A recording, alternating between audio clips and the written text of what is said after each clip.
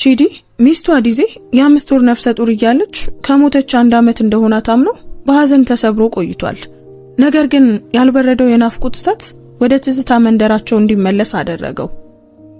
እዚያ ሲደርስ ግን ያመነው ሁሉ ውሸት መሆኑን የሚገልጽ አንድ አስደንጋጭ ድምጽ ሰማ። አዲዜ አልሞተችም። እናቱ በሀብትና በዝና ስም የሸረቡት ተንኮል ሚስቱና ልጆቹን ካይኑ ሰውሮበት ቆይቷል። ለመሆኑ ቺዲ በአንዲት ያረጀች ጎጆ ቤት ውስጥ ሚስቱ አዲዜንና የማያውቃቸውን መንታ ልጆች ሲያይ ምን ተሰማው? የገዛ እናቱስ ይህን ያህል የጭካኔ ድራማ የሰሩት ለምንድን ነው? በሀብት የተሸፈነው ያ መራራ ሚስጥር ሲጋለጥ የቤተሰቡ ጣፋንታ ምን ይሆናል? ይህንን አስደናቂ ታሪክ እስከ መጨረሻው ተከታተሉት። ሰላም ውድ ቤተሰቦቻችን እንደምን አላችሁ? ታሪኩን ከመጀመራችን በፊት እስኪ ከየት ሆናችሁ እየተከታተላችሁ እንደሆነ ኮሜንት ላይ ጻፉልን። የሁላችሁንም መስማት እንፈልጋለን። ያላችሁበትን ሀገር ወይም የከተማችሁን ስም ጻፉልን። ታሪክ ሰውን ይቀይራል ብላችሁ የምታስቡ ከሆነ ለብዙ ሰዎች እንዲደርስ በደግነት ላይክ አድርጋችሁ ጀምሩት። የእናንተ አንድ ላይክ ለቻናላችን እድገት ትልቅ ዋጋ አለው። እንደዚህ አይነት ታሪኮችን መስማት የምትወዱ ከሆነ ደግሞ አሁኑኑ ሰብስክራይብ በማድረግ ቤተሰባችንን ተቀላቀሉ። የምንለቃቸው አዳዲስ ታሪኮች እንዳያመልጧችሁ የደወል ምልክቱን ተጫኑ። አሁን በቀጥታ ወደ ታሪካችን እንመለስ። ቺዲ ከዚህ ቀደም ሄዶበት ወደማያውቀው እንግዳ ከተማን በሚመለከት የሆቴል መስኮት ፊት ለፊት ቀጥ ብሎ ቆሟል። አሁን እየያዘው ያለው የቢዝነስ ጉዳይ ቀላል አልነበረም። ይልቁኑ ለሚቀጥሉት ጥቂት ዓመታት የቤተሰቡን ኩባንያ አቅጣጫ የሚወስን ትልቅ ድርድር ነበር። ትልቅ ኃላፊነትን የያዘ የ32 ዓመት ሰው እንደመሆኑ ምንም እንኳን ልቡ ሙሉ በሙሉ በዚህ ቦታ ባይሆንም የውድቀት አደጋን መውሰድ አልቻለም።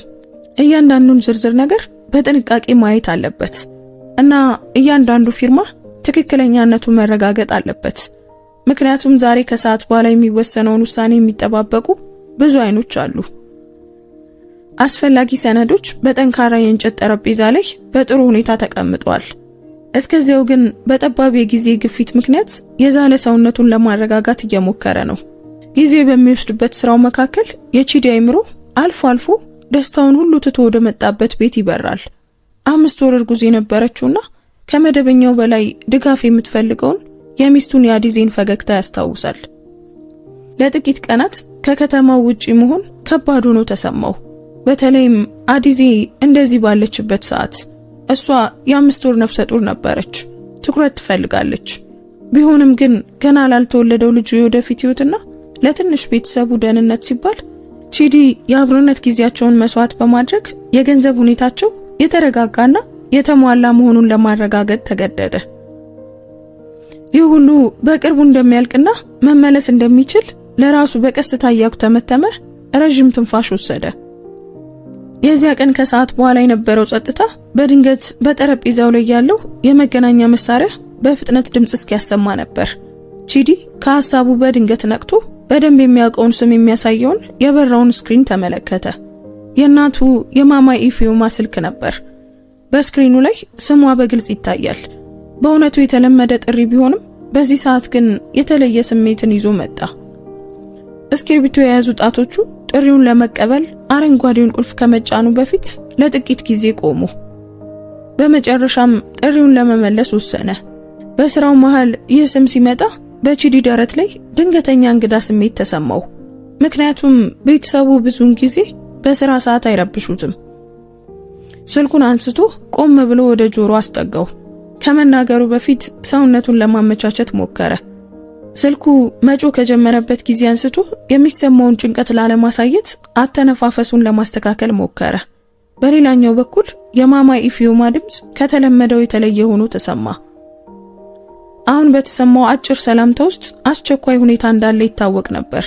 ቺዲ እንደ ባልና እንደ ልጅነቱ ሊዘነጋው የማይችለው የአደጋ ምልክት ቢሰማው ግን ለመረጋጋት ሞከረ። ድምጹን ዝቅ አድርጎ እና በትህትና ምን አይነት ማዕበል እንደሚጠብቀው ሳያውቅ ከሌላኛው ወገን ለቀረበለት ሰላምታ ምላሽ ሰጠ። ሄሎ ማማ በቀስታ ተናገረ። ዘና ለማለት እየሞከረ ነበር። ምንም እንኳን ልቡ ከተለመደው በላይ በፍጥነት ቢመታም ቺዲ በመጠኑ ጨለም ባለ ክፍል ውስጥ ደምቆ በበራው ስክሪን ላይ አረንጓዴውን ቁልፍ ተጫነ። ማማ በዚህ ሰዓት ምን ተገኘ ሲል ጠየቀ። የሰውነቱ እንቅስቃሴ ይህንን ባልታቀደ ጥሪ ምክንያት በድንገት የነቃውን አይምሮን ለማረጋጋት የሚረዳው ይመስል እንደገና ወደ መስኮቱ በቀስታ ተራመደ። ከበስተጀርባ የአየር ማቀዝቀዣው ድምጽ አሁንም ይሰማል። በውይይታቸው መካከል በድንገት የሰፈነውን ዝምታ ይቃረናል። በዚህኛው በኩል የማማ ኢፊዩማ ድምጽ በስልኩ ስፒከር በኩል በግልጽ ይሰማል። ሆኖም ከለመደው ያነጋገር ዘይቤዋ የተለየ ነገር ነበር።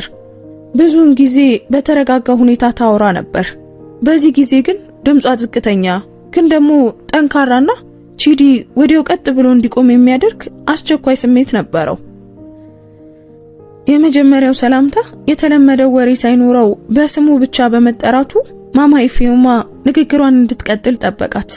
ቺዲ የሚነገረውን ማንኛውንም ዜና ለመስማት አይምሮውን ለማዘጋጀት በጥልቀት ተነፈሰ።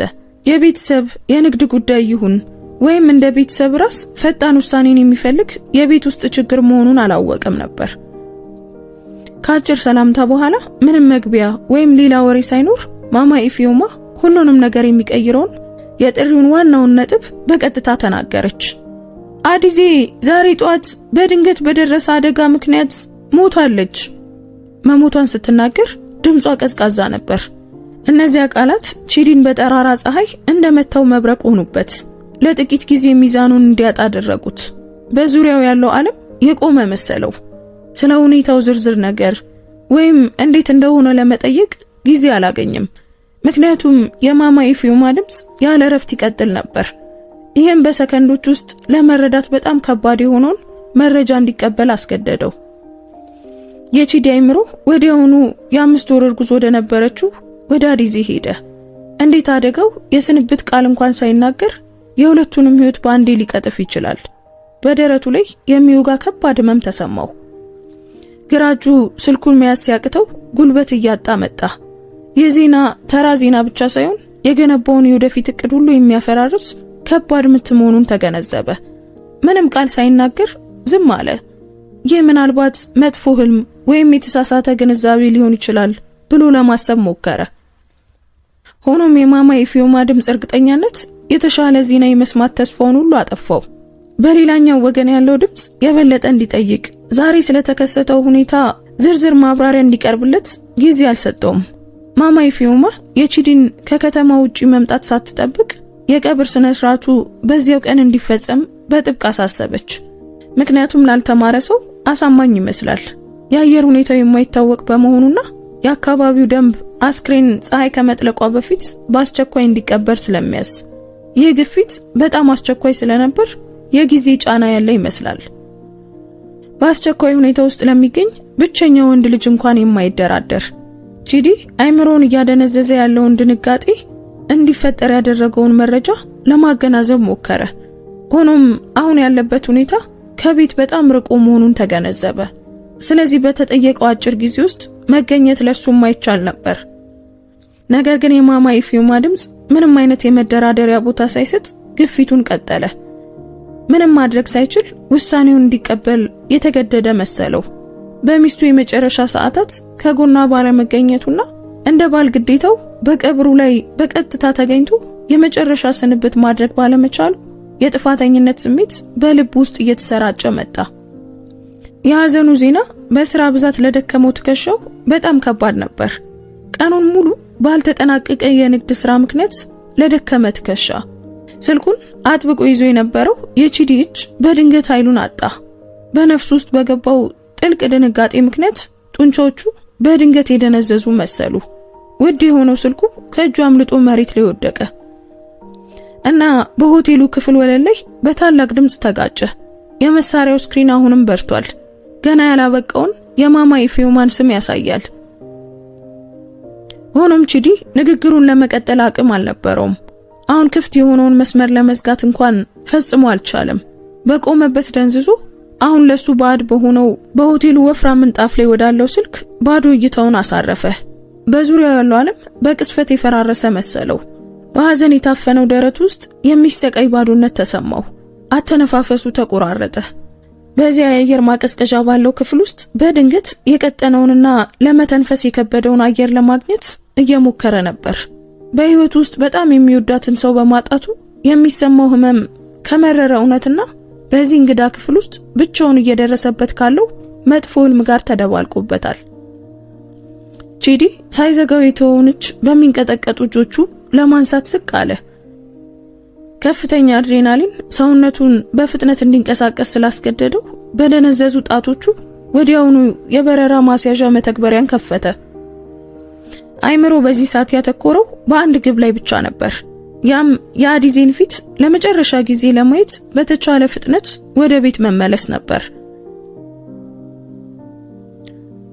ምንም እንኳን እርጉዝ ሚስቱን መጠበቅ ባለመቻሉ የሚሰማው ጸጸትና በየሰከንዱ የሚያልፈው ጊዜ ልቡን እንደቢላዋ ቢወጋውም እዚያ መገኘት አለበት።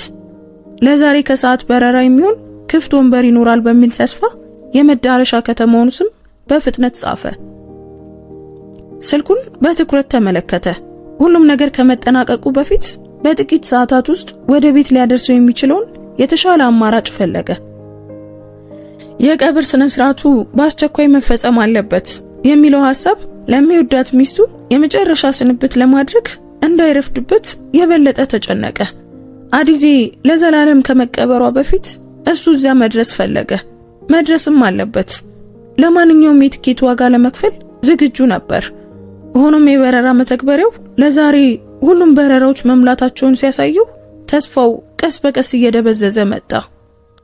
ብዙን ጊዜ ለአስቸኳይ ተጓዦች ቦታ በሚኖረው በፈርስት ክላስ እንኳን አንድም ክፍት ወንበር አልነበረም። የወጣው መረጃ የሚያሳየው የቀብር ስነ ስርዓቱ ካለፈ ከ2 ቀናት በኋላ የሚገኝ በረራን ብቻ ነበር። ቺዲ ስክሪኑን በባዶ እይታ ተመለከተው።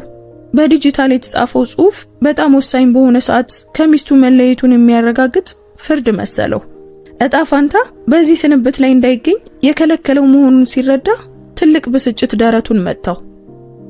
ሌሎች ተጓዦች በድንገት የሰረዙት ትኬት ይኖር እንደሆነ ብሎ በማሰብ የፍለጋ ገጹን ደጋግሞ ሞከረው። ሁሉም ጥረቱ ከንቱ ሆነ። ምክንያቱም ያ ወሳኝ ወቅት ያለሱ መገኘት እንደሚያልፍ መራራውን እውነት ስለተቀበለ ነው። አዲዜን ዳግመኛ ማየት እንደማይችል ሲረዳ ተስፋ መቁረጥ ሰውነቱን ወረረው። አሁን እሷን ማስታወስ በጣም የሚያሳምም ትዝታ ሆኖበታል። ቺዲ በተሰበረ ልብ የሚወዳት ሚስቱ ቀብር ላይ መገኘት እንደማይችል መራራውን እውነት ለመቀበል ተገደደ። ሁኔታው ተቀይሮ መገኘት እንደማይችል ቢያውቅም በተቻለ ፍጥነት እንደሚመጣ ለማማ ኢፊዮማ አጭር መልእክት ላከ። በስልኩ ሌላኛው ወገን ያለው የማማ ኢፊዮማ ድምጽ ጥሪውን ሲዘጋ ቀዝቃዛ ነበር። መጥፎውን ዜና የማድረስ ተግባሯ እንደተጠናቀቀ ሁሉ በከፋ ሁኔታ ውስጥ ያለውን የቺዲን ስሜት ግምት ውስጥ አላስገባችም። ቺዲ የታማኝ ባል ግዴታውን ተወጥቶ በሬሳ ሳጥኑ አጠገብ መቆም ሲገባው የቀብር ስነ ስርዓቱ ያለሱ እንዴት እንደሚካሄድ እያሰበ በሆቴሉ ዳርቻ ላይ ትራስ አቅፎ ተቀመጠ። አዲዜ በሌሎች ሰዎች ስትቀበር በአይነ ህሊናው ሲመለከት እንባ በጉንጮቹ ላይ በዝምታ ይፈስ ነበር። እርሱ ግን ምንም ማድረግ ሳይችል በአንድ እንግዳ ከተማ ውስጥ ተዘግቶ ቀርቷል። ሚስቱ በጣም በምትፈልግበት ሰዓት ጥሏት ሄደ ከዳተኛ እንደሆነ ተሰማው። ምንም እንኳን በጊዜና በቦታ ርቀት ምክንያት ሌላ አማራጭ ባይኖረውም 5 ወር እርጉዝ የነበረችው አዲዜ ከባሏ የመጨረሻ እቅፍ ሳታገኝ ብቻዋን መሞቷ ቺዲን በማይቻል የጥፋተኝነት ስሜት አፈነው። ባለመገኘቱ ፈጣሪ ይቅርታ እንዲያደርግለት በቀስታ ተማጸነ። አዲዜም በዚህኛው ዓለም ይቅር እንደምትለው ተስፋ አደረገ። ከቀብሩ በኋላ ያሉት ቀናት ለቺዲ በጣም ጨለማና በሚያሰቃይ ዝምታ የተሞሉ ነበሩ። አዲዜ በሞቀ ፈገግታና በፍቅር እቅፍ ተቀበለው ወደ ነበረው እና አሁን ባዶ ወደ ሆነው ቤቱ ተመለከተ። እያንዳንዱ የክፍሉ ጥግ ስለሄደችው ሚስቱ ትዝታ ይዞ ነበር። አዲዜ ብዙ ጊዜ ከምታበስልበት ወጥ ቤት ጀምሮ አሁን ያላጋር ብቻውን እስከሚተኛበት መኝታ ቤት ድረስ ቺዲ ባለቤቱ በማንኛውም ጊዜ የምትመለስ ይመስል ጥላቸው የሄደቻቸውንና በቀብር ስነ ስርዓቱ የተቀመጡትን ዕቃዎች እየነካ በክፍሎች ውስጥ በዝግታ ተራመደ። በሐዘን ስሜት የምትመለከተውን የአዲዜን ፊት በሚያሳዩ መጥፎ ህልሞች ምክንያት ብዙ ጊዜ እኩለ ሌሊት ላይ ይነቃል። ይህም እስከ ጧት ድረስ እንዲያለቅስ ያደርገዋል። ቀደም ሲል ኩራቱ የነበረው የንግድ ስራው አሁን በህይወቱ ውስጥ በጣም የሚወዳትን ሰው ከማጣት ጋር ሲነጻጸር ባዶና ትርጉም የለሽ ሆኖበታል። ቺዲ ቀኖቹን በግድ ለመግፋት ሞከረ። ምንም እንኳን ልቡ በአዲዜ የመጨረሻ ማረፊያ ቦታ ቢቀበርም እዚያ ተገኝቶ በቀጥታ ለመጸለይ እድል ባያገኝም የግድ ወደፊት ለመግፋት ሞከረ። ጊዜ ለሰው ልጅ የቆሰለ ልብ ሳይጨነቅ መጓዙን ቀጠለ። ቺዲ አሁን በጣም ሰፊ በሆነው በታላቁ ቤት ውስጥ በሚያሰቃይ ዝምታ ውስጥ ቀኖቹን እየገፋ ነው። ወቅቱ ከዝናብ ወደ በጋ ከዚያም እንደገና ወደ ዝናብ ተቀየረ። ሆኖም በአዲዜ ድንገተኛ ሞት ምክንያት በክፍል ውስጥ ያለው መንፈስ በጭራሽ ሊሞቅ አልቻለም። ቺዲ በየቀኑ ጧት አይኑን ሲከፍት ምንም አይነት ስሜት ሳይኖረው እንዲሰራና እንዲተኛ እንደታዘዘ ሮቦት የዕለት ተዕለት ተግባሩን ብቻ ያከናውን ነበር። በየቀኑ በካላንደር ላይ የሚሰርዛቸው ቀናት ግማሽ ነፍሱ በጣም ከሚወዳት ሚስቱ ጋር ከ1 ዓመት በፊት አብሮ ተቀብሯል። እሱ ግን አሁንም በህይወት መኖሩን የሚያሳዩ ምልክቶች ነበሩ። ያ አስከፊ ቀን ካለፈ 1 ዓመት ሞላው። ማማይ ፊዮማ የቺዲን ዓለም ዳግመኛ እንዲገጥም ያላደረገ ስብርባሪ የፈጠረውን የስልክ ጥሪ ካደረጉ 1 ዓመት ሆነ። የሚወዳት ሚስቱ አዲዜ ከሞተች ድፍን 1 ዓመት። ያንን የሐዘን ዜና በሰማበት በዚያው መኝታ ቤት መስኮት ፊት ለፊት ብዙ ጊዜ ይቆማል። አሁን በትዝታ ውስጥ እየደበዘዘ የመጣውን የአዲዜን መገኘት እንደገና ለመስማት ይሞክራል። ለሚስቱ የ1 ዓመት መታሰቢያ ምንም አይነት ትልቅ ስነ ስርዓት አላዘጋጅም። ምክንያቱም ለሱ እያንዳንዱ ቀን ባለው ሀብት ሁሉ ሊያከብረው የማይችል የታላቅ መጥፋት መታሰቢያ ቀን ነበር። ቁስሉ ገና አልደረቀም። ይልቁኑ ሰዎች እሱን ለማጽናናት እንደሚሉት ጊዜ ሁሉንም ነገር እንደማይፈውስ ሲረዳ ቁስሉ ይበልጥ ያመዋል። ቀደም ሲል ዝምተኛ ሐዘን የነበረው የናፍቆት ስሜት አሁን የቺዲን ሐሳብና ተግባር ሁሉ በዝግታ የሚቆጣጠር ታላቅ ማዕበል እየሆነ መጥቷል። ሰላም ማግኘት አልቻለም። በውስጡ ያለውን ሐዘን ሊረሳው ይችለው በነበረው የሥራ ብዛት ውስጥም እንኳን ሰላም አጣ።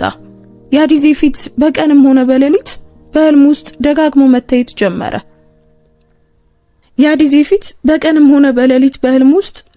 መታየት ጀመረ። በማይቆጣጠረው ናፍቆት ምክንያት ትራሱ በእንባርሶና ትንፋሹ ተቆራርጦ ከእንቅልፉ እንዲነቃ ያደርገዋል። ናፍቆቱ ማስተዋስ ብቻ ሳይሆን የሞተችው ሚስቱን እንደገና የመስማት አስቸኳይ ፍላጎት ሆነ። ምንም እንኳን እሷ በህይወት በነበረችበት ወቅት በረገጠችበት ቦታ በመገኘት ብቻ ቢሆንም የቺዲ አይምሮ ይህንን እየጨመረ የመጣውን የልብ መረበሽ ለማስታገስ አንድ ነገር ማድረግ እንዳለበት በሚገልጹ ሐሳቦች ተሞላ። ያላንዳች ገዛ በሁኔታዎች በተፈጠረ የመጥፋት መራራ ትዝታ በተሞላው በከተማው በታላቁ ቤት ውስጥ የታሰረ መሰለው። የአዲዜ የትውልድ መንደር በድንገት ብቸኛው ሰላም ሊሰጠው የሚችለው ወይም ቢያንስ ለሚያሰቃየው ጭንቀት መልስ የሚሰጠው ቦታ ሆኖ ታየው። ብቻውን ወደ አዲዜ ትዝታ ለመቅረብ ያላንዳች ግልጽ ግብ ጉዞ ማቀድ ጀመረ። ምክንያቱም ይህን የማይታገስ ናፍቆት በታላቅ ከተማ ውስጥ ብቻውን መሸከም መጨረሻ የሌለው ስቃይ መስሎ ታየው። በዚያ ታላቅ ቀዝቃዛ ቤት ውስጥ ብቻውን ከቆየባቸው ብዙ ሌሊቶች በኋላ ውሳኔው በመጨረሻም በቺዲ አይምሮ ውስጥ ጸና። ወደ አዲዜ የትውልድ መንደር መመለስ እንደዛ ተሰማው። ያስከፊ አደጋ ከመከሰቱ በፊት ባለፈው በዓል አብረው ወደ ሄዱበት ቀላል የመንደር ቤት። ለቺዲ ያ የእንጨት ቤት የመኖሪያ ቦታ ብቻ ሳይሆን አሁን የሚያምት ትዝታ ሆኖ ለቀረው ፍቅራቸው ዝምተኛ ምስክር ነበር። በዚያ ቤት በረንዳ ላይ ተቀምጣ ሚስቱ ተተነፍሰው የነበረውን አየር ሲተነፍስ እና የአዲዜ ድንገተኛ ሞት ከመከሰቱ በፊት ያጣውን መንፈሳዊ ቅርበት ሲሰማው በአይነ ህሊናው ተመለከተ። ዝግጅቱ በፍጥነት ግን በጥንቃቄ ተከናወነ። ከ1 ዓመት በፊት ከያዘው የንግድ ሥራ ይልቅ ይህ በህይወቱ እጅግ ወሳኝ ተልዕኮ ይመስል ነበር። ቺዲ ያለ አዲዜ አሁን ደረቱን የሚያፍነውን የከተማውን ቅንጦት ሁሉ ትቶ ጥቂት ቀላል ልብሶችን በከረጢት ውስጥ ከተተ። ከመሄዱ በፊት በግድግዳው ላይ የተሰቀለውን የአዲዜን ፎቶ አንድ ጊዜ ደግሞ ተመለከተው። ከሞተችው ሚስቱ ጋር በጣም በሚመሳሰለው ቦታ ሰላሙን ለማግኘት ወሰነ። ውድ መኪናው በጋራዥ ውስጥ ተዘጋጀ። ወደ መንደሩ የሚደረገው ጉዞ ረጅም በመሆኑና መንገዱም እንደ ከተማው አስፋልት ለስላሳ ላይሆን ስለሚችል የመኪናው ሞተር መፈተሽ ነበረበት። ቺዲ ይህንን የጉዞ ዕቅድ በታላቁ ቤት ውስጥ አብራው ከምትኖረው እናቱ ለመደበቅ የፈለገበት ጠንካራ ምክንያት ነበረው። አዲዜ ከሞተች ጊዜ ጀምሮ በመካከላቸው ያለው ግንኙነት እየቀዘቀዘ መጥቷል። እና በይቅርታ ቃላት ወይም በውጪው መጽናኛዎች ሊጠገን የማይችል ርቀት ተፈጥሯል። ቺዲ ማማ ኢፊዮማ የሚሰማውን ጥልቅ ሐዘን ሙሉ በሙሉ የምትረዳው አይመስለውም። እንደውም አንዳንድ ጊዜ ማማ ኢፊዮማ ሁኔታውን በፍጥነት መርሷቷንና ስለሟች ሚስቱ ሲያወራ በገዛ ቤት ውስጥ እንደ ባድ እንዲሰማው የምታደርገው ነገር ይገርመዋል። በዚህ ምክንያት በዝርዝር ሳይሰናበት ለመሄድ ወሰነ። እንደተለመደው ለጥቂት ቀናት ለሥራ ጉዳይ ከከተማ ውጪ እንደሚሄድ የሚገልጽ አጭር መልእክት ትቶ ብቻ ወጣ። ቺዲ ገና ጎህ ሳይቀድ አካባቢው ጸጥ ባለበትና ማማ ኢፊዮማ ገና በክፍሏ ውስጥ ተኝታ ባለችበት ሰዓት ያንን ትልቅ ቤት ለቆ ወጣ። ማንንም ላለመቀስቀስ የመኪናውን ጡሩምባ ሳይነፋ በታላቁ በር በኩል መኪናውን በቀስታ እየነዳ ወጣ። ለወላጅ እናቱ በመዋሸቱ መጠነኛ የጥፋተኝነት ስሜት ተሰማው። ሆኖም ለብቻው የመሆንና የአዲዜን የትዝታ ቦታዎች የማጎብኘት ፍላጎት ለአእምሮ ጤንነት ሲባል አሁን ሊደረግ የሚገባው አስቸኳይ ጉዳይ ነበር። መኪናው ከዚያ ምርጥ የመኖሪያ መንደር ራቅ ሲል ቺዲ በረጅሙ ተነፈሰ። ሐዘኑን ለብቻው ለመወጣት ከነበረበት ክትትል ነፃ በመውጣቱ ትንሽ ረፍት ተሰማው። ያ ሰፊና ለስላሳ አውራ ጎዳና ወደ ጠባብ የክፍለ ሀገር መንገድ መቀየር ጀመረ። ቺዲ በተጨናነቀው የከተማው ማዕበል ውስጥ የነበረውን ቆይታ እየተወው በመጣ ቁጥር የቅንጦት መኪናውን መሪ አጥብቆ ያዘው። አውድማው ወደ ወጣ ገባ መንገድ መቀየር ሲጀምር አይኖቹ በመንገዱ ላይ አተኮሩ። ከጧት ጀምሮ ወደ ወሰነው ግብ እየቀረበ በሄደ ቁጥር ይህንን የ5 ሰዓት ጉዞ ለብቻው ለማሰብ ተጠቀመበት።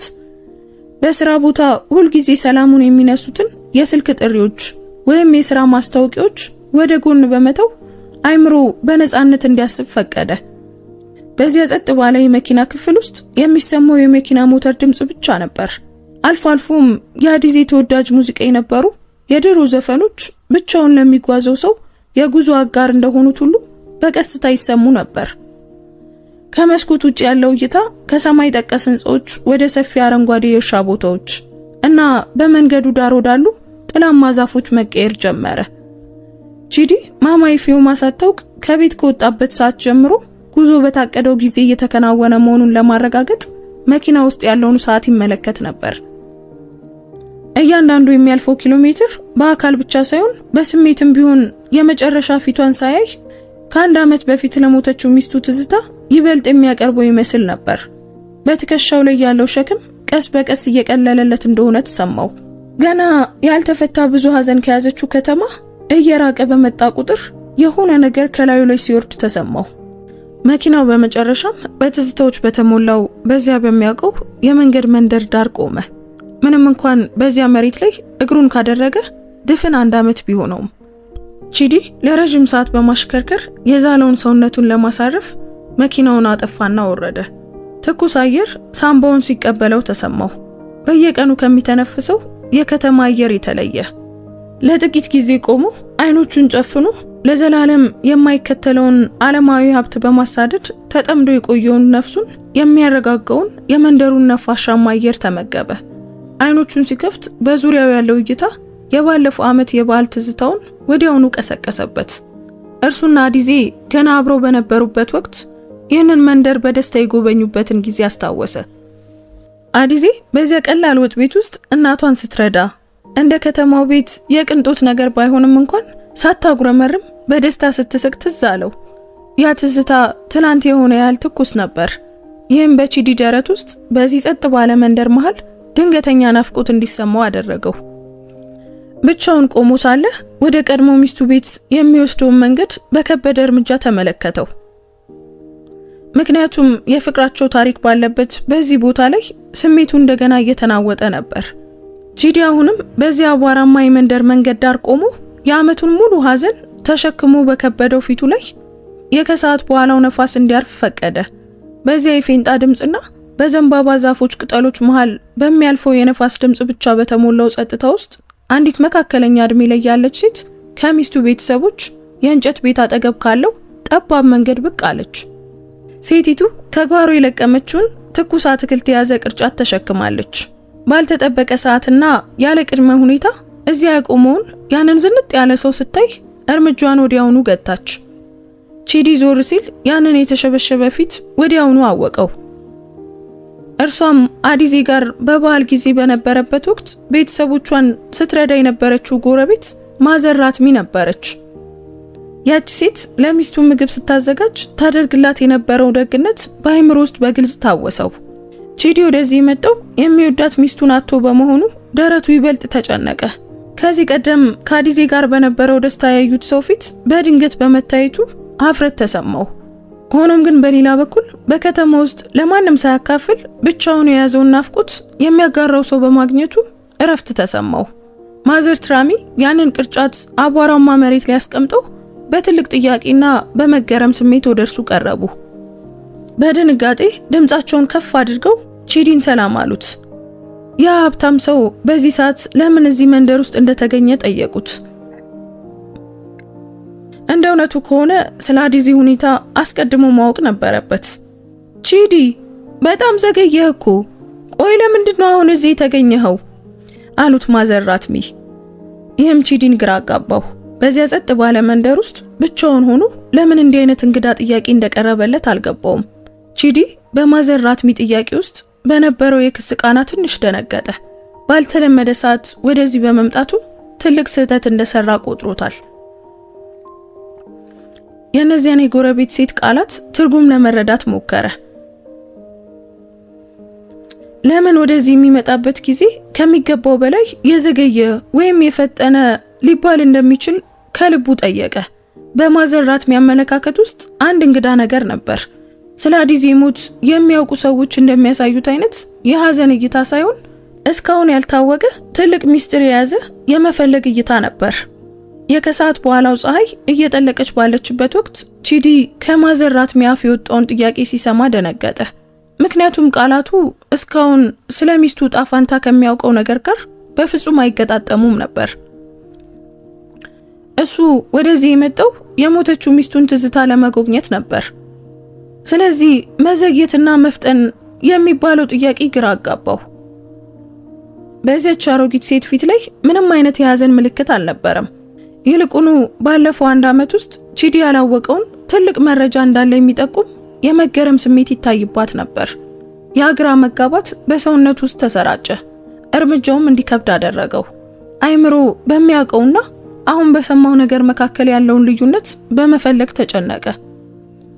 ማዘር ራትሚ እየቀለዱ ይሁን ወይም አንድ ትልቅ ስህተት በመካከላቸው መኖሩን ለማወቅ አይኖቻቸውን በትኩረት ተመለከተ። ቺዲ እናቱ ራሷ ስላደገውና ከ1 ዓመት በፊት ስለተፈጸመው ቀብር እንደነገረችው እርግጠኛ ነበር። ስለዚህ ሚስቱ ጎረቤት ለምን እዚህ ለመምጣት እንደዘገየ ይወቅሱታል። ይሄ ምንም ትርጉም የለውም። በመንገዱ ዳር ያለው ጸጥታ ይበልጥ አስፈሪ ሆነ። በድንገት በተሰማው እንግዳ ስሜት የቺዲ ልብ በፍጥነት መምታት ጀምሯል። ምናልባትም እስካሁን ሳያውቀው የተደበቀ ትልቅ ሚስጥር ሊኖር እንደሚችል ጠረጠረ። በሐዘን ለቆሰለው ልቡ ይበልጥ ጭንቀት የሚጨምረውን ጥያቄ ለመመለስ ትክክለኛ ቃላትን እየፈለገ ለጥቂት ጊዜ ዝም አለ። ራሱን ለማረጋጋት በጥልቀት ከተነፈሰ በኋላ ቺዲ በደረት ውስጥ እየተናወጠ ያለውን ስሜት ተቋቁሞ መልሶ ለመጠየቅ ደፈረ። ወደዚህ መንደር የመጣው ለአዲዜ ያለውን ጥልቅ ናፍቆት ለመወጣት መሆኑን በሐዘን ተናገረ። ከዓመት በፊት ሚስቱ በድንገተኛ አደጋ መሞቷን ሲናገር ያ የቆሰለው ቁስሉ እንደገና እንደተከፈተ ተሰማው። ማዘር ራትሚ ሐሳቡን ተረድተው በጊዜ እጥረት ምክንያት በቀብሯ ላይ መገኘት ስላልቻለ የመቃብሯን ቦታ እንዲያሳዩት ተመኘ። ቺዲ ማንም ሳያውቅ ወደዚህ የመጣው ይህ ጊዜ ለእርሱና በጣም ለሚወዳት ሚስቱ ትዝታ የግል ጊዜ እንዲሆንለት መሆኑን ጨምሮ ተናገረ። ማዘር ራትሚን በተስፋ ተመለከተ። አይዞ የሚል የሐዘኔታ ቃል ወይም ወደ መቃብሩ በዝምታ እንዲወስዱት ጠበቀ። ሆኖም ግን ያገኘው ምላሽ በዚያች አሮጊት ሴት ፊት ላይ የማይታመን የመገረም እይታ ነበር። የቺዲ ማብራሪያ ማዘር ራትሚ በከተማው ካለው ወሬ የተለየ ምላሽ ለምን እንደሚሰጡት የሚያሳይ አዲስ ሚስጥር የሚገልጽ መሰለ። ከቺዲ አፍ ሞታለች የሚለውን ቃል ሲሰሙ የማዘር ራትሚ ፊት በድንገት ገረጣ። ሴቲቱ በድንጋጤ እጆቻቸው ስለዛሉ የያዙትን ቅርጫት ሊወድቅባቸው ምንም አልቀራቸውም ነበር። ቀደም ሲል በመገረም ይመለከቱ የነበሩት አይኖቻቸው እንደ አማች ከሚቆጥሩት ሰው የሰሙትን ነገር ማመን አቅቷቸው ፈጠው ቀሩ። በቺዲ ፊት ላይ ምንም አይነት የሐሰት ምልክት አልነበረም። ይልቁኑ በሐዘን የተሰበረና እውነተኛ ሆኖ በመታየቱ ማዘር ራትሚ ከእውነታው ጋር በሚጋጨው ነገር ይበልጥ ግራ ተጋቡ። መረጃውን ለማገናዘብ በዙሪያቸው ያሉትን የዘንባባ ዛፎች ወይም አየሩን ይመለከቱ ነበር። በማዘር ራትሚ ትዝታ ውስጥ ግን አዲዜ በህይወት አለች። እንዲያውም ከጥቂት ቀናት በፊት በዚያው ቀላል ቤት ግቢ ውስጥ ልጆቿን ስትንከባከብ አይተዋታል። በአሮጊቷ አይምሮ ውስጥ ትልቅ ግራ መጋባትን ፈጠረ። እዚህ ጋር አንድ ትልቅ የመገናኛ ስህተት መኖሩን ለማረጋገጥ ፈለጉ። ቺዲ እስካሁን ድረስ ሲያምነው በነበረው የሞት ታሪክ ውስጥ አንድ ስህተት መኖሩን ሲረዱ ትንፋሻቸውን ሰበሰቡ። በድንጋጤና በሐዘን መካከል በሆነ በሚንቀጠቀጥ ድምፅ ማዘር ራትሚ የቺዲን ህይወት ይበልጥ ሊያፈርስ የሚችለውን ስህተት ለማረም አፋቸውን ከፈቱ። አይዞህ የሚል ቃል ሲጠብቅ ለነበረው ቺዲ ራሳቸውን በመነቅነቅ አዲዜ አልሞተችም የሚለውን እውነት ነገሩት። እስከ ዛሬ የተናፈሰው ወሬ በመንደር ውስጥ ካለው እውነታ ጋር ፈጽሞ የማይገናኝ መሆኑን አረጋገጡለት። አዲዜ አልሞተችም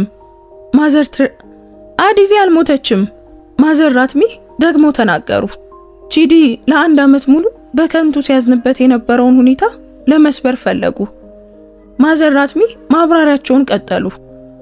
አዲዜ አሁን ባለችበት ቦታ አጠገብ በመንደሩ ዳርቻ ባለ አንዲት ትንሽ ጎጆ ውስጥ እንደምትኖር ነገሩት።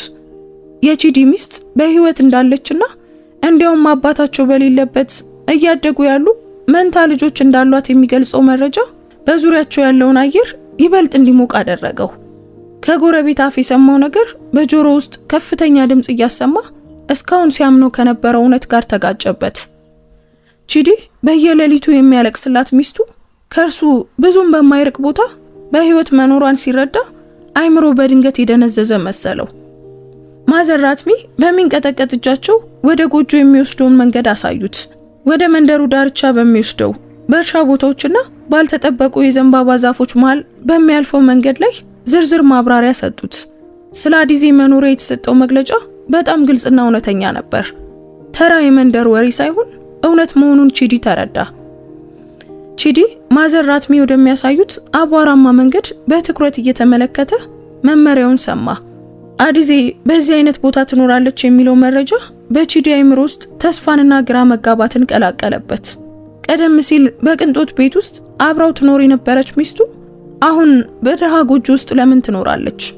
በጣም ከሚያምነው ሰው ከእናቱ የተነገረው የሞት ዜና ሐሰት ከሆነ ቆይ እውነቱ ምንድን ነው? ቺዲ ባለፈው 1 ዓመት ውስጥ አዲዜ እየደረሰባት ያለውን ስቃይ ሳያውቅ በመቅረቱ ተቆጨ። በዚህ ሰዓት በእርግጥ ምን እንደሚሰማው ግራ ተጋብቷል። ፀሐይ ከመጥለቋ በፊት የማዘር ራትሚ ቃል በእውኑ ለማረጋገጥ በትከሻው ላይ ትልቅ ኃላፊነት እንዳለ ተሰማው። ቺዲ ስለ አዲዜ መኖሪያ ቦታ ገና በሚገባ ሳይረዳ ማዘር ራትሚ ከሐሰተኛው የሞት ዜና ይበልጥ የቺዲን ነፍስ የሚያናውጥ ሌላ እውነታ ነገሩት። አዲዜ አሁን ብቻዋን አለመሆኗን፣ ይልቁኑ ባል በሌለበት ቤት ውስጥ የእናትነት እንክብካቤን የሚፈልጉ የ1 ዓመት መንታ ልጆች እንዳሏት ነገሩት። መንታ ልጆች የሚለው ቃል ቺዲን እንደ ሁለተኛ ምት መታው። ምክንያቱም አዲዜን ለመጨረሻ ጊዜ ሲያያት የ5 ወር ነፍሰ ጡር ነበረች። ቺዲ በአይምሮ ጊዜውን ሲያሰላ እናቱ ያንን ትልቅ ሚስጥር ደብቃ የሐሰት የሞት ዜናን ከነገረችው 1 ዓመት አልፏል። ስሌቱ ትክክል ከሆነ እነዚያ ልጆች አባት በሌለበት ቤት የተወለዱት የራሱ ልጆች ናቸው። አባት በሌለበት ቤት ያደጉት ትናንሽ ህፃናት ሁኔታ ቀደም ሲል የነበረውን የጥፋተኝነት ስሜት ወደ ከባድ ህመም ቀየረው። ቺዲ በስሜት የሚወዳትን ሚስቱን ብቻ ሳይሆን የልጆቹ አባት የመሆንን ታላቅ ዕድል ማጣቱን ተገነዘበ። ለ1 ዓመት ያህል ማዘር ራትሚ አዲዜ በህይወት መኖሯን ሲናገሩ በቺዲ ጉንጮች ላይ እንባ በኃይል ይፈስ ጀመር። ቀጥ ብሎ የነበረው ሰውነቱ ድንገት ሚዛኑን ስቶ በዚያ አቧራማ መሬት ላይ እንዳይወድቅ በመንገዱ ዳር ያለውን የዘንባባ ዛፍ ተደገፈ። ስለ ሚስቱ ሞት የነበረው እምነት ሙሉ በሙሉ ፈረሰ። በታላቅ ስሜት ተዋጠ። አተነፋፈሱም ተቆራረጠ። የማይቻል የሚመስለውን ያንን እውነት ለማገናዘብ ፊቱን በሚንቀጠቀጡ እጆቹ ሸፈነ። ሆኖም በማያውቀው ምክንያት የሚወዳቸውን ሰዎች ለ1 ዓመት ማጣቱ አሳመመው። በዚያ ምሽት በመንደሩ ላይ የለቅሶ ድምጽ ተሰማ። ቺዲ ባለፈው 1 ዓመት ውስጥ የሚያውቀው ዓለም በጣም በሚያምነው ሰው በተቀነባበረ ውሸት ላይ የተገነባ መሆኑን ተረዳ። እያንዳንዱ የሚፈሰው እንባ አዲዜ መኖሯን በማወቁ ብቻ ሳይሆን ከቤቱ ብዙም በማይርቀው ቦታ እርሱን ለምትፈልገው ሚስቱ ባለመድረሱ የሚሰማው ከባድ ህመም ነበር። እንዴት በቀላሉ በዚያው ውሸት ታሎ ከሚስቱና ከልጆቹ ሊለይ እንደቻለ አሰበ። ማዘር ራትሚ የቺዲን መከራ ሲያዩ እርሱ ስለ አዲዜ ምንም እንደማያውቅ ተረድተው ልባቸው ተነካ። ማዘር ራትሚ በዚያ በሀብታሙ ሰው ትከሻ ላይ እጃቸውን ጭነው አጽናኑት። ቺዲ አሁን የሚነግሩትን መንገድ ከተከተለ እውነቱን ማረጋገጥ እንደሚችል በለሰለሰ ድምጽ ነገሩት። ይህ እውነት ከ1 ዓመት በፊት ቢታወቅ ኖሮ ቺዲ እንዲህ አይነት ስቃይ ውስጥ አይወድቅም ነበር። ማዘር ራትሚ አዲዜ ከልጆቿ ጋር ወደምትኖርበት ጎጆ የሚወስደውን መንገድ በድጋሚ መግለጽ ጀመሩ። በትክክል ወደ ቀኝ ታጥፎ በትንሿ የእንጨት ድልድይ በኩል በማለፍ በትልቁ የዋርካ ዛፍ አጠገብ ወደ ግራ እንዲታጠፍ ነገሩት። ቺዲ መመሪያውን በትኩረት አዳመጠ። እንባውን እየጠራረገ ጊዜ ሳይፈጅ ወደ ተባለው ቦታ ለመሄድ የቀረው ኃይሉን ሰበሰበ። ማዘር ራትሚን በማመስገን በቁርጠኝነት ወደ መኪናው ተመለሰ። ግቡ በውሸት የተለያየውን ቤተሰብ ዳግመኛ ማግኘት ነው። ቺዲ ማዘር ራትሚ እንዲህ ባለው ጉዳይ ላይ እንደማይዋሹ ስለሚያውቅ ጥርጣሬ አልነበረውም። ወዲያውኑ ዞር ብሎ ወደ መኪናው ሄደ። የሚንቀጠቀጡት እጆቹ የመኪናውን በር ከፍተው ወደ ውስጥ ገቡ። መኪናውን አስነስቶ በፍጥነት ጉዞውን ጀመረ። ያ ጥቁር መኪና ማዘር ራትሚ ባሳዩት መንገድ መጓዝ ጀመረ። ቺዲ በዚህ ሰዓት ስለ መኪናው መበላሸት አላሳሰበውም። ብቸኛው ግቡ አዲዜ ባለችበት የመንደሩ ዳርቻ መድረስ ብቻ ነው። እያንዳንዱ ኪሎ ሜትር እንደ 1 ዓመት ረዘመበት። አይኖቹ በመንገዱ ላይ አተኩረው ምልክቶቹን ይፈልጉ ነበር። ትንሿን የእንጨት ድልድይ ካለፈ በኋላ ከሩቅ አንዲት ቀለል ያለች ቤት ተመለከተ። ያቺ ቤት ከአሮጌ የቀርከሃ ግድግዳ የተሰራች ጣሪያዋ ያረጀ ጎጆ ነበረች። ቺዲ ከመኖሪያ ቤቱ ጥቂት ሜትሮች ርቆ መኪናውን ሲያቆም ልቡ ለደቂቃ የቆመ መሰለው። ምክንያቱም ማዘር ራትሚ አዲዜ እርሱ ሳያውቅ በዚያ ጊዜ ስትኖርበት ነበር ያሉት ቤት ይህ ነበር። እርሱ እየነዳ የመጣው ዘመናዊ መኪና እና ከፊቱ ያለው ያ ያረጀ ጎጆ ያለው ልዩነት በጣም ግልጽ በመሆኑ ሚስቱ ያለችበትን ሁኔታ ሲያስብ ሀፍረትና ሐዘን ተሰማው። ቺዲ መኪናውን አጥፍቶ በጥልቀት ተነፈሰ። ዛሬ ከሰዓት በኋላ ለነበረው የስሜት ጉዞ ምስክር ከሆነው መኪና ውስጥ ከመውጣቱ በፊት ድፍረቱን ለማሰባሰብ ሞከረ። የመኪናው አየር ማቀዝቀዣ አሁንም እየሰራ በነበረበት ወቅት ቺዲ በመሪው ላይ እጆቹ እየተንቀጠቀጡ ያንን የእንጨት ቤት በመስኮት በኩል ለጥቂት ጊዜ በትኩረት ተመለከተው። የሚወዳት ሴት እንዲህ ባለ ለመኖሪያ የማይመች ቦታ ውስጥ ትኖራለች ብሎ ማመን ከበደው። እርሱ በቅንጦት ቤት ውስጥ እየኖረ ሚስቱ ያለምንም ቅሬታ እንደሞተች አምኖ ነበር። ከመኪናው ወርዶ ወደ ቤቱ በር ሲያመራ ግን እግሮቹ በከባድ ሸክም የሚጎተቱ መሰሉት። ያ በር ሲከፈት ሕይወቱን ለዘላለም የሚቀይር እውነታ እንደሚጠብቀው ተሰማው። ቺዲ በዚያ ባልተስተካከለ ግቢ ውስጥ ሲቆም ሰውነቱ በኃይል ይንቀጠቀጥ ጀመር። የከሰዓት በኋላው ቅዝቃዜ ልብሱን ሰንጥቆ አጥንቱ ድረስ የገባ መሰለው። አይኖቹን ሳይጨፍን ከፊቱ ያለውን ከመኖሪያ ቤቱ ይልቅ የግብርና መሳሪያዎች ማከማቻ የሚመስለውን ያረጀ ቤት ተመለከተው። ያረጀው የቀርከሃ ግድግዳ ነፋስ በነፃነት ያስገባ ነበር። ቆርቆሮም ዝገት በልቶት ለዓመታት እንክብካቤ ያልተደረገለት ይመስላል። ቺዲ ለሚስቱ አዲዜ ገብቶት የነበረው የቅንጦትና የደስታ ህይወት ቃል መፍረሱን ሲያስብ ደረቱ ላይ ከባድ ህመም ተሰማው። ማዘር ራትሚ እንዳሉት ሚስቱ በህይወት ካለች ለምን እንደዚህ አይነት ቦታ ትኖራለች? እርሱ በከተማ በድሎት እየኖረ የሚወዳት ሚስቱ የምትሰቃይበት ምክንያት ምን ሊሆን ይችላል? እነዚህ ጥያቄዎች በአይምሮ ውስጥ ቢመላለሱም ግን መልስ አላገኘላቸውም። ሚስቱንና ልጆቹን ካልተገባ ድህነት መጠበቅ ባለመቻሉ ራሱን ወቀሰ። ፍርሃትና ጭንቀት ልቡን ቢያውከውም ቺዲ በዚህ አሮጌ በር ጀርባ ያለውን እውነት ለማወቅ የግድ ድፍረት ሊኖረው እንደሚገባ ተረዳ። በህይወት ያለችው አዲዜን ወይም ሌላ ያልታሰበ ነገር እንደሚጠብቀው እርግጠኛ አልነበረም። እግሮቹ እየተብረከረኩ ወደ ዋናው በር ተጠጋ። በሩ የዛገ ብረት ያለውና በቀላሉ የሚከፈት ነበር። በሩ ላይ ሲደርስ ቺዲ በጥልቀት ተነፈሰ። ልቡ በኃይል ሲመታ በጆሮ ይሰማው ነበር። በዚያ ጸጥ ባለ ከሰዓት ላይ የሚንቀጠቀጠው እጁን አንስቶ በሩን 3 ጊዜ ደበደበ። ማታ ማታ ሁል ጊዜ ስለሱ የሚያለቅሰውንና የናፈቃትን ሚስቱን ፊት ለማየት በጉጉት ጠበቀ። የዛገው ብረት ድምፅ በዚያ ጸጥታ ውስጥ ጎልቶ ተሰማ። ከዚያም በሩ ቀስ ብሎ ተከፈተ። በቺዲ ህልምና ጸሎት ውስጥ ብቻ ትመጣ የነበረችው አዲዜ በሩ ላይ ቆማ ታየች። አዲዜ ከቺዲ ትዝታ ውስጥ ካለችው ሴት ፈጽሞ ተለውጣለች። ያኔ የነበራት ብሩህ ቆዳ በፀሐይ ምክንያት ጠቁሯል። አይኖቿም ከእንቅልፍ ማጣት ምክንያት የዛሉና የጠቆሩ ነበሩ። የለበሰችው ልብስ የቆየና የደበዘዘ ቢሆንም ለቺዲ ግን ከማንኛውም የቅንጦት ልብስ በላይ ውድ ሆኖ ታየው። አዲዜ በጣም ከመክሳቷ የተነሳ አጥንቶቿ በልብሷ ላይ በግልጽ ይታዩ ነበር።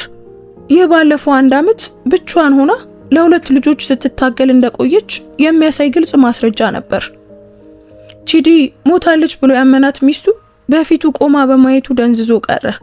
እናቱ የሰሩት ተንኮል መሆኑን አሁን ተረዳ። አዲዜ ቺዲን በደጃፏ ላይ በማየቷ በድንጋጤ ተዋጠች። በሩን የያዘው እጇ ዝቅ አለ። አፏን በመገረም ተከፈተ። ከከተማ ድሎት ርቃ በመንደር ብቻዋን ስትታገል የነበረችው አዲዜ የቺዲ ድንገተኛ መታየት የደበቀችውን ስሜት ሙሉ በሙሉ ቀሰቀሰው። ቺዲ አዲዜን በህይወት ሲያያት ያጠራቀመው እንባ በኃይል መፍሰስ ጀመረ። ባለፈው 1 ዓመት በጭንቀት ምክንያት በፊቱ ላይ የወጡት ሽፍቶች በእንባው ረጠቡ።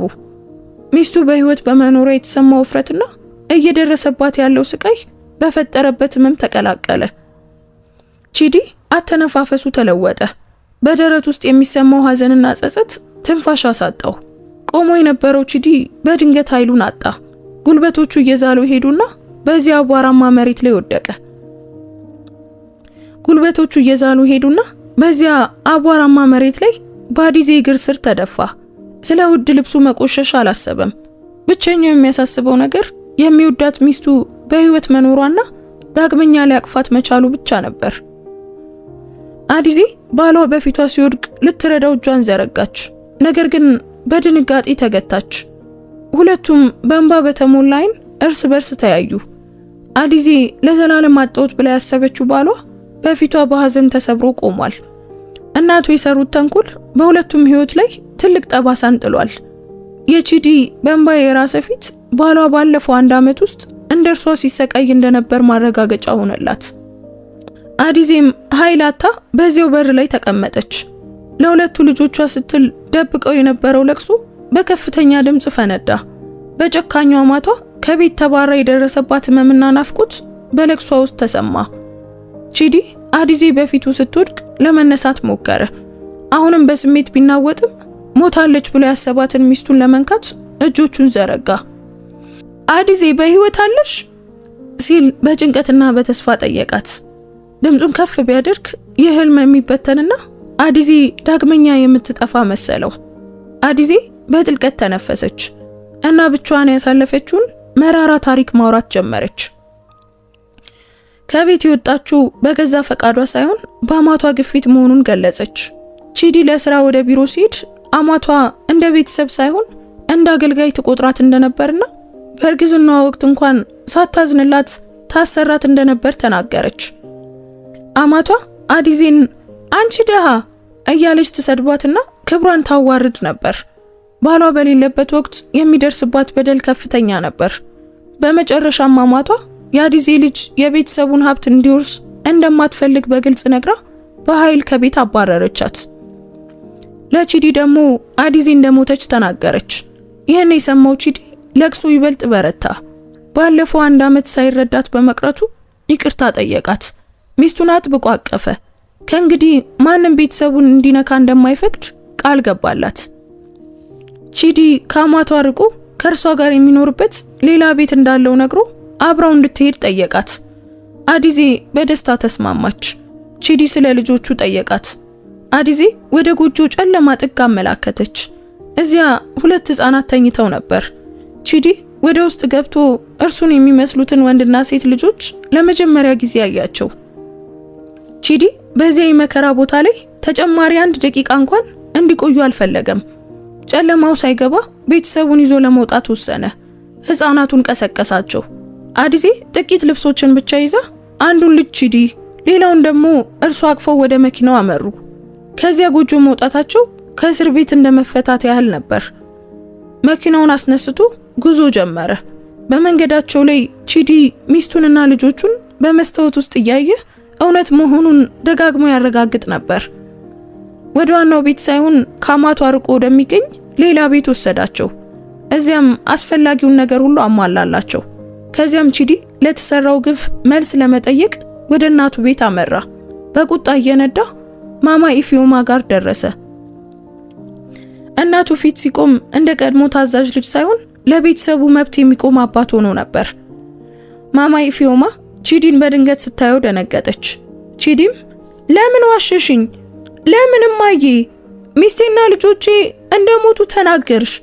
በቁጣ ጠየቃት።